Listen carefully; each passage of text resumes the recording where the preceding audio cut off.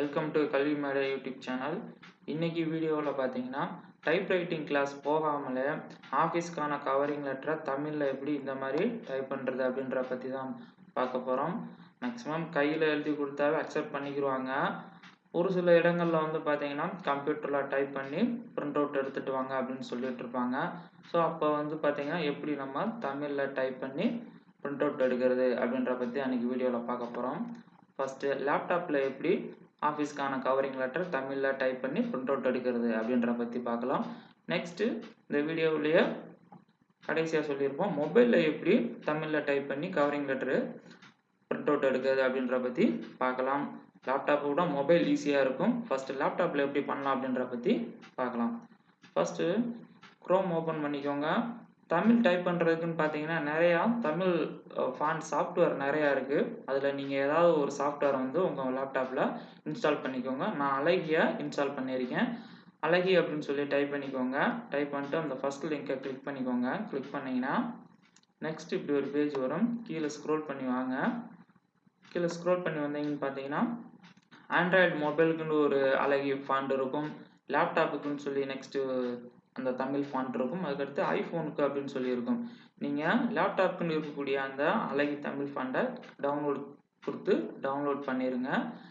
கொடுத்தீங்கன்னா நெக்ஸ்ட் இப்படி ஒரு பேஜ் வரும். கீழே ஸ்க்ரோல் பண்ணி வாங்க. கீழே ஸ்க்ரோல் பண்ணி வந்தீங்கன்னா கீழே டவுன்லோடு சிம்பிள் அப்படின்னு சொல்லி இருக்கும்.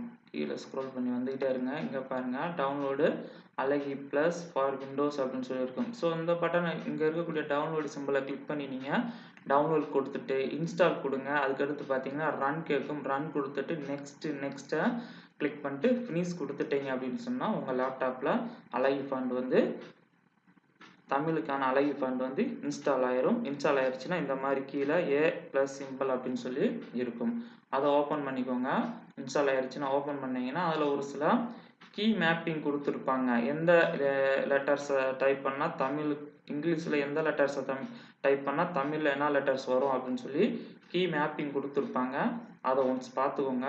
பார்த்துட்டு நீங்கள் உங்கள் லேப்டாப்பில் வேர்டை ஓப்பன் பண்ணிக்கோங்க. ஓப்பன் பண்ணிட்டீங்கன்னா நம்ம சிம்பிளாக வந்து பார்த்தீங்கன்னா மெசேஜ் டைப் பண்ணியிருப்போம் தன்க்லீஸில்.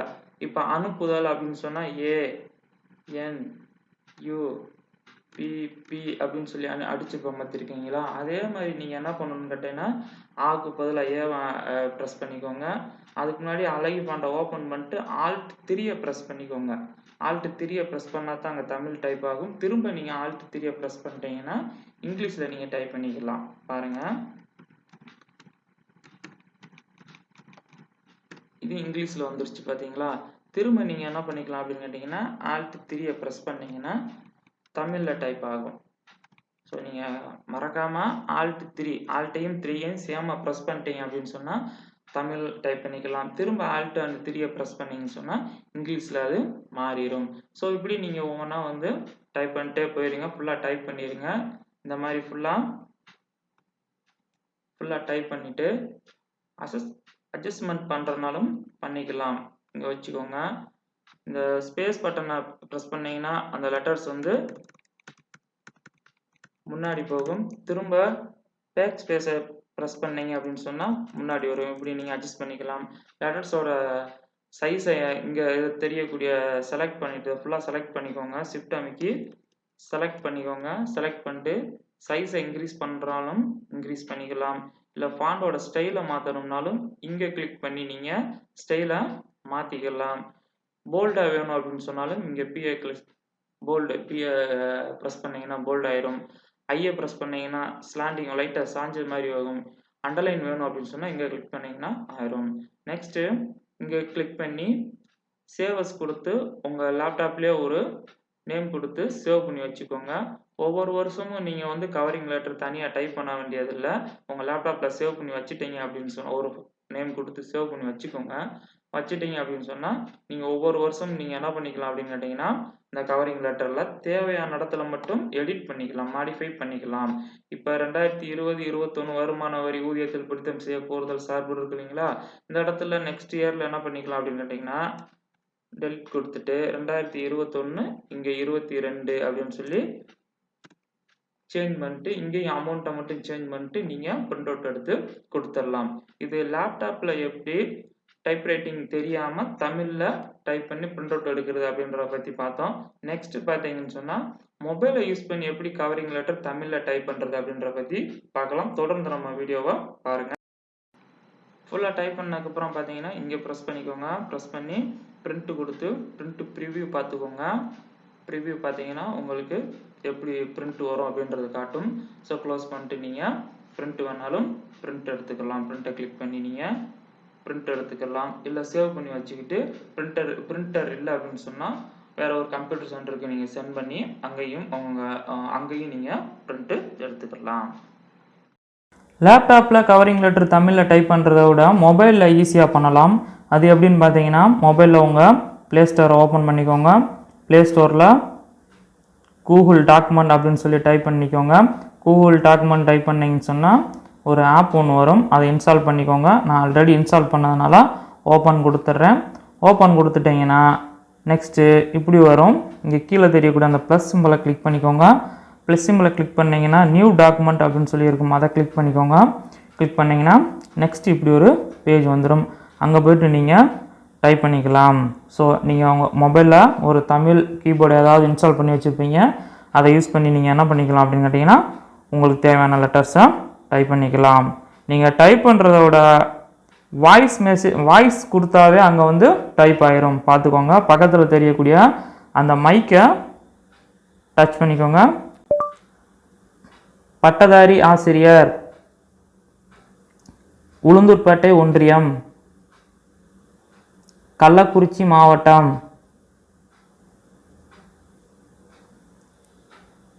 ஸோ இப்படி நீங்கள் என்ன பண்ணிக்கலாம் அப்படின்னு கேட்டிங்கன்னா மைக்கை ஆன் பண்ணிட்டு நீங்கள் பேசினாவே என்ன ஆயிரும் அப்படின்னு கேட்டிங்கன்னா அங்கே டெக்ஸ்ட் வந்து வாய்ஸ் வந்து டெக்ஸ்ட்டாக வந்து கன்வெர்ட் ஆயிரும். ஸோ அதுக்கப்புறம் நீங்கள் என்ன பண்ணிக்கலாம் அப்படின்னு கேட்டிங்கன்னா ஃபாண்டோட சைஸையும் நீங்கள் மாற்றிக்கலாம். மேலே தெரியக்கூடிய ஃபஸ்ட் ஏதாவது செலக்ட் பண்ணிக்கோங்க. ஸோ ஃபுல்லாக செலக்ட் பண்ணிக்கோங்க. செலக்ட் பண்ணிட்டு சைஸை இன்க்ரீஸ் பண்ணணும்னாலும் கீழே தெரியக்கூடிய சைஸை கிளிக் பண்ணிங்கன்னு சொன்னால் அதனுடைய சைஸ் லெட்டர்ஸோட சைஸ் வந்து இன்க்ரீஸ் ஆகும். குறைக்கணும்னாலும் நீங்கள் குறைச்சிக்கலாம். ஃபாண்ட்டோட ஸ்டைலை மாற்றணுனாலும் மாற்றிக்கலாம். பிளாக் கொடுக்கணும், போல்டாக இருக்கணும்னு சொன்னால் அந்த பியை கிளிக் பண்ணிங்கன்னா அந்த லெட்டர்ஸ் வந்து கொஞ்சம் போல்டாயிரும். கொஞ்சம் சாய்வாக இருக்கணும் அப்படின்னு சொன்னால் அந்த ஐயை கிளிக் பண்ணிக்கோங்க. அண்டர்லைன் வேணும்னு சொன்னால் அந்த யூ இங்கே அண்டர்லைன் இருக்கு பாருங்கள், அதை கிளிக் பண்ணிக்கோங்க. நெக்ஸ்ட் இந்த ப்ளஸ் சிம்பிளை கிளிக் பண்ணீங்க அப்படின்னு சொன்னால் ஏதாவது இமேஜை இன்புட் பண்ணணும்னாலும் நீங்கள் இன்புட் பண்ணிக்கலாம். டேபிள் ஏதாவது மேக் பண்ணணும் அப்படின்னு சொன்னாலும் டேபிளை கிளிக் பண்ணிங்கன்னு சொன்னால் எத்தனை காலம் எத்தனை ரோ அப்படின்னு சொல்லி கேட்கும். ஸோ நீங்கள் அங்கே வந்து உங்களுக்கு தேவையான காலம் ரோவை என்டர் பண்ணிட்டு குறைக்கணும்னாலும் குறைச்சிக்கலாம், கூட்டணும் கூட்டி கொடுத்து இன்சர்ட் கொடுத்துட்டிங்கன்னு சொன்னால் டேபிள் வந்துடும். ஸோ ஃபைனலாக நீங்கள் என்ன பண்ணிக்கலாம் கேட்டிங்கன்னா இந்த டிக் மார்க் ப்ளூ கலரில் இருக்கக்கூடிய டிக் மார்க் கொடுத்தீங்கன்னா சேவ் ஆயிரும்.